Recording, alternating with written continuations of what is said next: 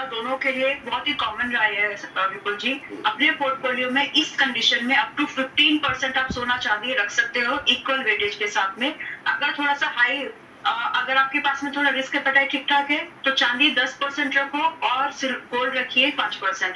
और अगर आपका रिस्क एपेटाइट थोड़ा सा न्यूट्रल वाला है या कम है, जिसको बोल सकते हैं मॉडरेट है, तो सोना 10% रखो और चांदी 5% जरूर रखिए अपने पोर्टफोलियो में। ये तो है बेसिक अंडरस्टैंडिंग। अगर आपका रिस्क एपेटाइट भी बहुत ही कम है उस कंडीशन में भी पोर्टफोलियो में इतना वेटेज हमेशा लेके चलिए।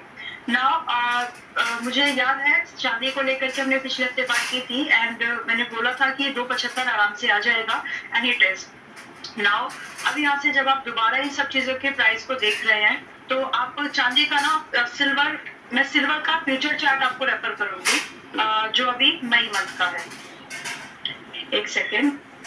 यस, तो ये बहुत क्लियरली दिख रहा है कि मई मंथ का जो फ्यूचर है यानी नेक्स्ट मंथ में जो एक्सपायरी होगी वहां पर आपको अगर आपको स्पॉट चार्ट पर देखना है तो आपके लिए स्पॉट चार्ट पर एक सपोर्ट के तौर पर निकल के आता है लगभग 2,45,000 रुपए।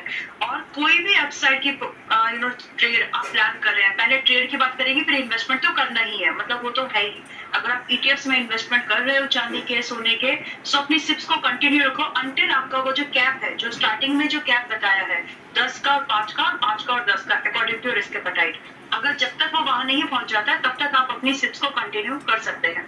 नाउ ये एक बैलेंस होगा। नाउ अभी यहाँ पर अगर हम देखें तो मुझे आराम से लगता है कि आपका चांदी 2,85,000 इस हफ्ते आना चाहिए मोस्ट लाइकली, मतलब कम से कम 16 मार्च 15 मार्च के आसपास तक 2,85,000 चांदी आना चाहिए।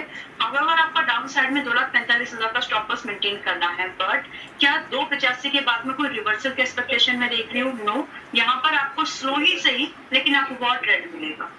ठीक, बहुत शानदार।